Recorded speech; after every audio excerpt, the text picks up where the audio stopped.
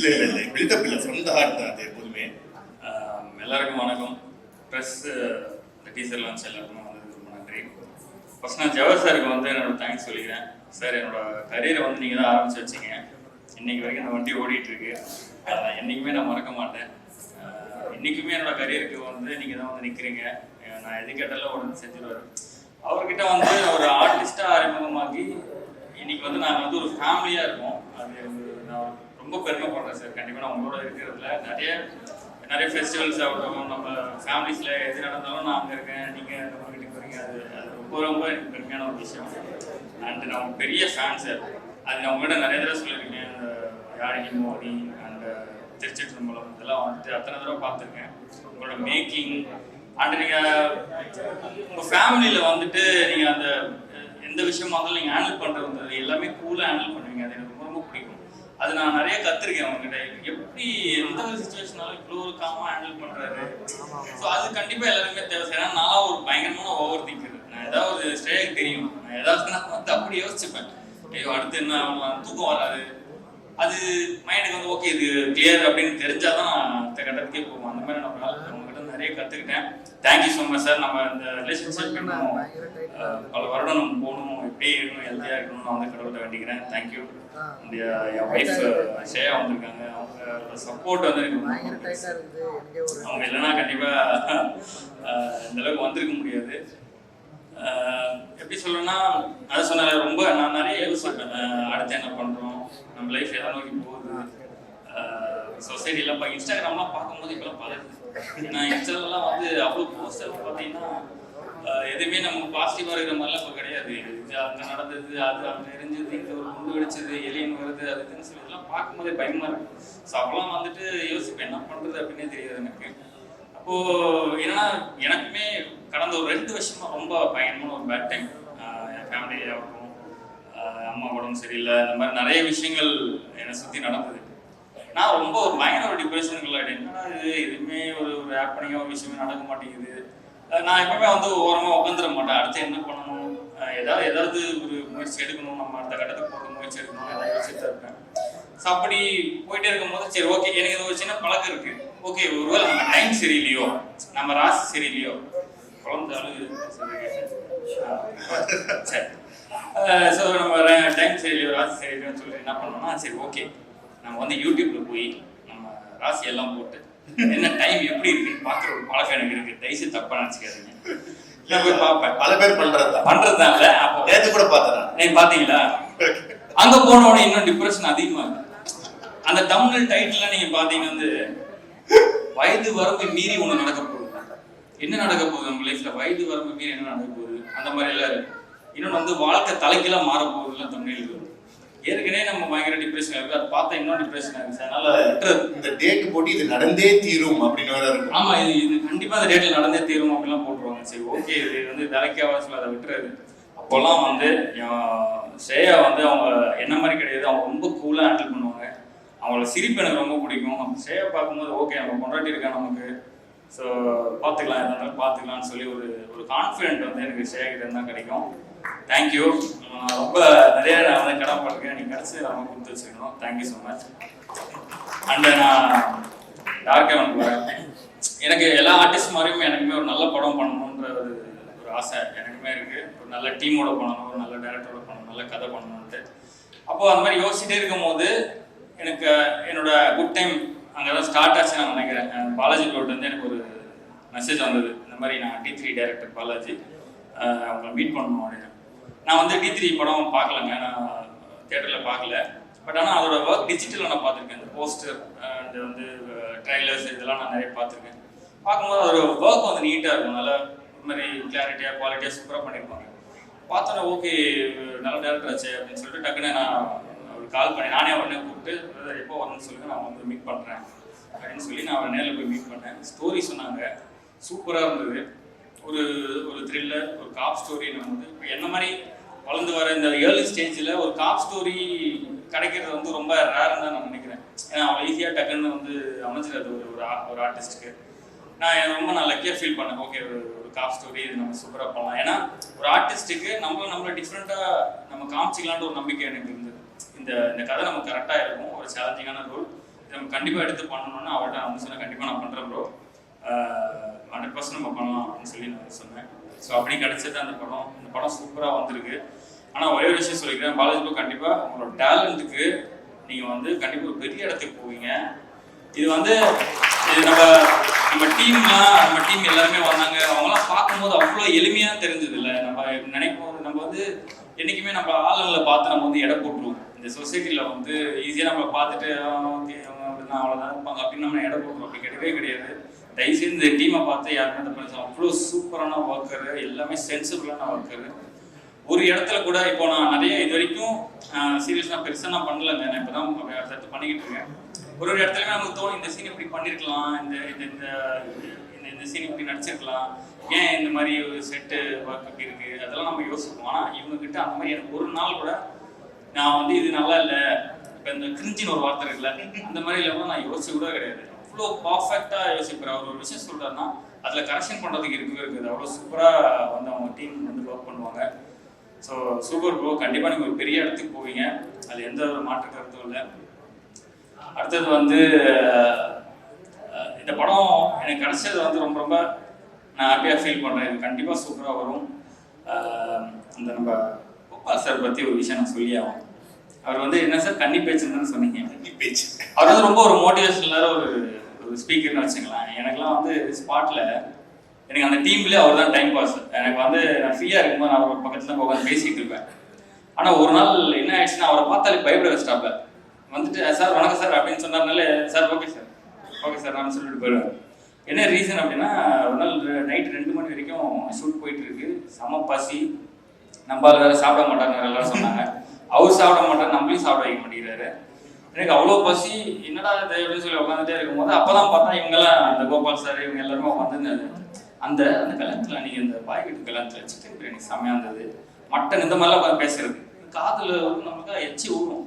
அப்போ ப்ரோ வேறு என்ன சொல்கிறாரு, ப்ரோ அந்த சீன் பார்க்கும்போது நீங்கள் வந்து அந்த டைலாக் பேசி முடிச்சுட்டு த்ரோட்டு இப்படி முழுங்குனீங்க, அது அந்த மாதிரி பண்ணாதீங்க ப்ரோ அப்படின்னு சொல்லுறாரு. அப்படியா சரி ப்ரோ, நான் அதை கட் பண்ணிக்கிறேன், அவாய்ட் பண்ணிக்கிறேன், மேபி ஒரு ஏதோ நமக்கு அது பழகிருக்கும், நான் அதை கட் பண்ணிக்கிறேன், ட்ரை பண்ணுறேன். இவர் உடனே ஏன் சார் அப்பப்போ நீங்கள் எச்சு முழுகிறீங்கன்னா ஒருவேளை உங்களுக்கு சுகர் இருக்குமோ? எனக்கு வந்து நான் என்ன சொன்னாலும் நான் ஓவர் திங்கிறேன், எனக்கு அது மண்டல ஓடிட்டே இருக்கு. நம்ம உடனே இவர்கிட்ட ஏதாவது லீவ் கேட்டு நம்ம உடனே ஹாஸ்பிட்டலுக்கு போயிடலாமா, போய் ஏதாவது நம்ம டெஸ்ட் ஏதாவது பண்ணி பார்த்துருமா, என்ன சார் சொல்லணும். அவர் 5 நிமிஷம் அவரே பார்க்குறேன், எனக்கு மண்டை ஒரு மாதிரி கையில் ஸ்வெட்டாக ஆரம்பிச்சிருச்சு, ஒரு மாதிரி இருக்குமோ அப்படின்ட்டு.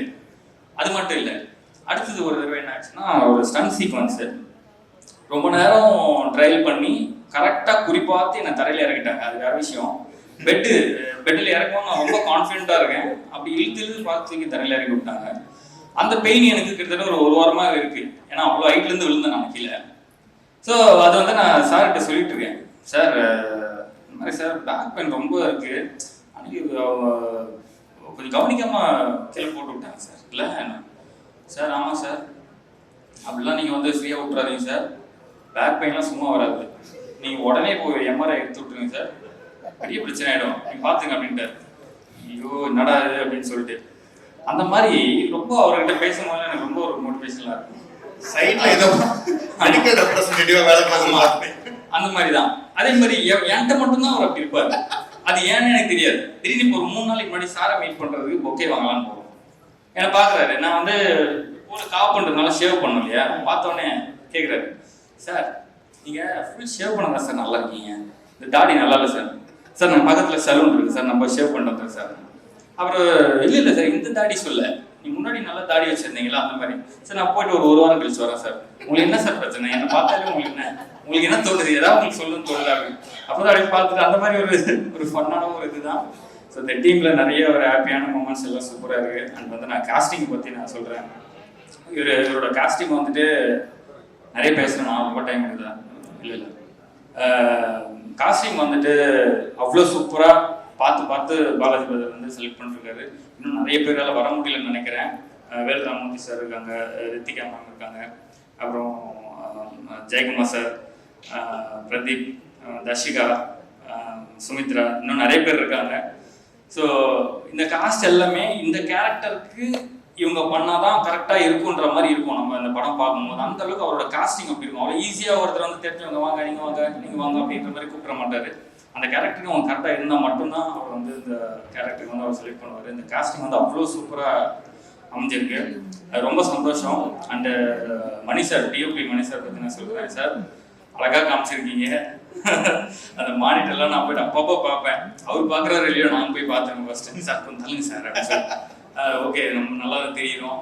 ஓகே நல்லா இருக்கு அந்த ஏன்னா ஃபர்ஸ்ட் எப்பவுமே நான் வந்து எந்த ஒர்க் பண்ணாலும் நான் ஒரு ஆடியன்ஸா ஃபர்ஸ்ட் நான் பார்ப்பேன். நம்மளோட ஒர்க்கை நான் ஒரு ஆடியன்ஸா பார்ப்பேன்.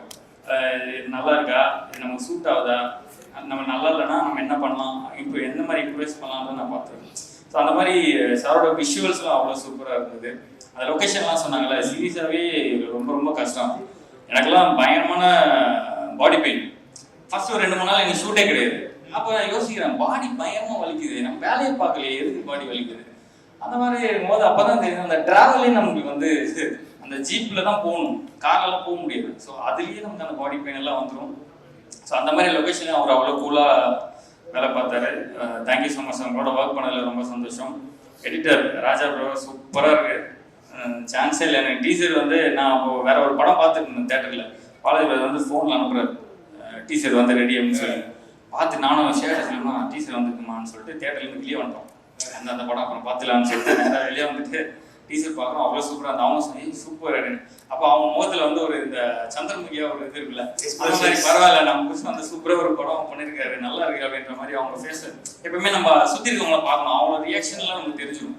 நம்ம பண்ணுறது ஒர்த்தான வேலையா இல்லையான்றது சுற்றி இருக்கவங்க. நான் எப்பவுமே ஒரு சீன் அடிக்கும் போது அந்த லைட் மேன்ஸ்லாம் பார்ப்பேன். அவங்க வந்து அப்படின்ட்டானா முடிஞ்சது, ஓகே நம்ம ஓகே வந்து பிளேடு போட்டுட்டு இருக்கோம் போலவே. அவங்களோட ரியாக்ஷன் நல்லா இருந்ததுன்னா சூப்பர் அப்படின்ட்டாங்கன்னா ஓகே, அந்த மாதிரியான ஒரு இது. ஸோ சூப்பராக பண்ணியிருக்கீங்க bro Raja bro. And music director Sakthi bro சூப்பராக இருக்குது உங்கள் ஒர்க்கு. நீங்கள் அந்த ஜாக்கின்லாம் ஒரு படம்லாம் பண்ணிக்கிட்டு இருக்கீங்க. உங்களோட அந்த லைவ் மியூசிக் ஒர்க்லாம் நான் பார்த்தேன், சூப்பராக இருந்தது.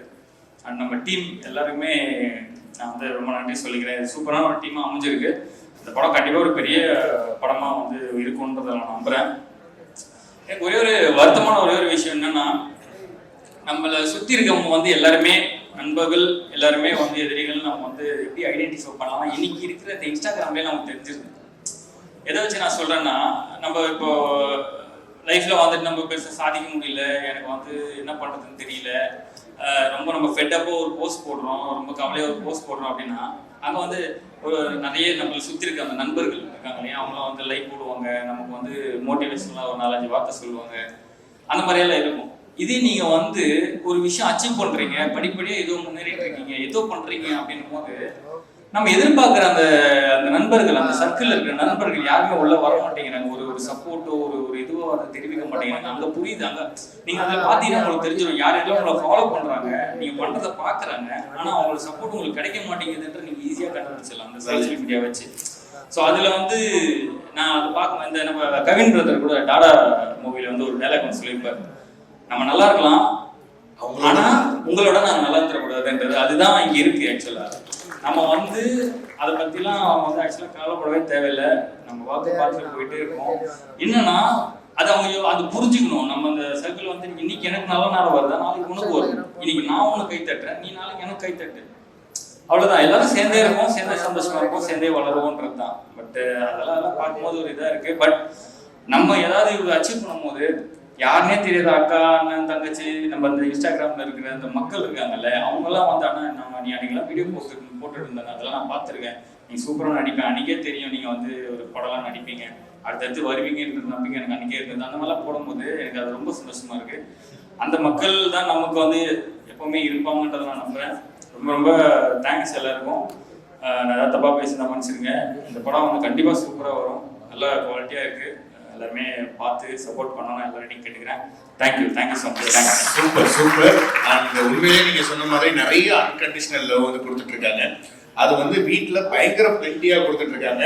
அவங்கள இந்த நேரத்தில் ஸ்ரேயா நீங்களும் ஸ்டேஜில் வந்து a few words about his debut பேசணும். Please come. யா வாங்க. அவங்க அப்பலேருந்து சொல்லிட்டே இருக்காங்க, இந்த ஆஷி கிட்ட சொல்லுப்பா, என்ன கூப்பிட வேணாம்னு சொல்லுப்பா, நான் என்னப்பா பேசுறது. எவ்வளவோ மேடை இருக்கு, பட் இந்த மேடை ஸ்பெஷல் மேடை இல்லை. அதாவது எவ்வளவோ மேடைகள் ஏறி இருப்பீங்க, அவார்டு வாங்கியிருப்பீங்க, பட் இதுக்கு ஈடு இணை வேற எதுவும் சொல்ல முடியாது. ஃபார் எக்ஸாம்பிள் உங்களுடைய ஹஸ்பண்ட் அவர் வந்து நடிச்ச ஒரு முதல் படம், அந்த முதல் படத்தோட teaser launch, how do you feel? Okay, first of all வந்திருக்கிற எல்லாருக்குமே என்னோட வணக்கம். ரொம்ப ஹாப்பியாக இருக்குது. நான் சித்துவோட படத்தோட டீசர் இன்னைக்கு ரிலீஸ் ஆகும் போது அண்ட் இங்கே வரைக்கும் அவங்க வந்திருக்காங்கன்னா அது வந்து உங்களோட பியோர் டெடிகேஷன் அண்ட் ஹார்ட் ஒர்க்னால I am so proud of you. And கண்டிப்பாக இந்த படம் வந்து எல்லாருக்கும் பிடிக்கும்னு நினைக்கிறேன். ஏன்னா டீசரோட ஃப்ரேம் பை ஃப்ரேம் பார்த்தாலே தெரியுது ஹோல் டீமோட எவ்வளோ சின்சியரான ஒரு டெடிகேஷன் பேஷன் இருக்குன்றது நமக்கு தெரியுது. எனக்கு டீசர் வந்து ரொம்ப பிடிச்சிருந்தது. ஃபர்ஸ்ட் டைம் எனக்கு காமிக்கும் போது எனக்கு ரொம்ப பிடிச்சிச்சு.